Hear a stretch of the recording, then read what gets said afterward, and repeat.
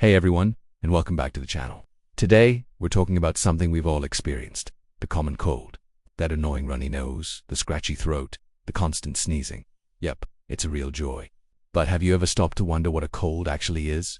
How does this tiny invisible thing manage to knock us off our feet for a few days? Well, get ready, because we're about to dive deep into the science behind the sneeze. So, what is the common cold? It's not a single illness caused by one specific culprit. Instead, it's a mild viral infection of your nose and throat, what doctors call the upper respiratory tract.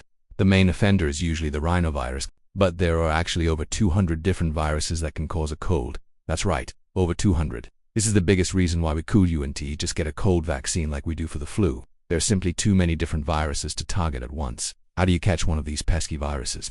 It's easier than you think. When someone with a cold sneezes, coughs, or even just talks, they release tiny droplets into the air. These droplets are loaded with the virus. If you breathe them in, the virus can set up camp in your nose and throat. Another common way is through touch. If you touch a surface that has a virus on it, like a doorknob or a keyboard, and then touch your eyes, nose, or mouth, you're basically giving the virus a free ride into your body.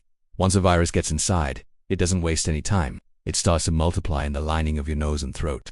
Your immune system, which is your body's personal security team, immediately detects this intruder and launches a counterattack, and guess what? Most of the symptoms we associate with a cold, the stuffy nose, the sore throat, the coughing, aren't actually caused directly by the virus itself.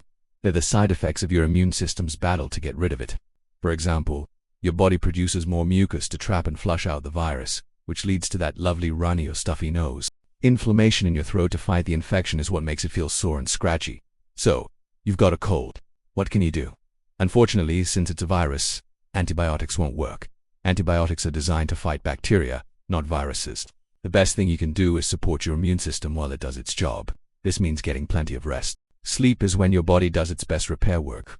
Also, drink lots of fluids, like water, juice, or warm broth. This helps thin out the mucus and prevents dehydration. Over-the-counter medications can help manage symptoms like pain, fever, and congestion, but they won't make the cold go away any faster. How long does this battle last? Typically, a cold will run its course in about 7 to 10 days.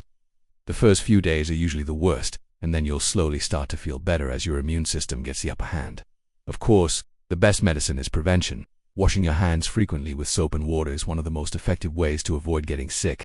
Try to avoid touching your face, especially your eyes, nose, and mouth. And if you're the one who's sick, do everyone a favor. Cover your mouth and nose when you cough or sneeze, and maybe stay home if you can to avoid spreading it around. It's also important to know when a cold might be something more. If your symptoms are really severe, if you have a high fever that won't go down, or if you're not getting better after about 10 days, it's a good idea to check in with a doctor. Sometimes a cold can lead to a secondary infection, like a sinus infection or bronchitis, which might need different treatment.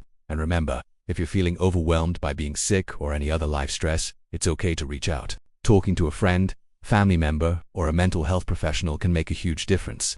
Your mental well-being is just as important as your physical health.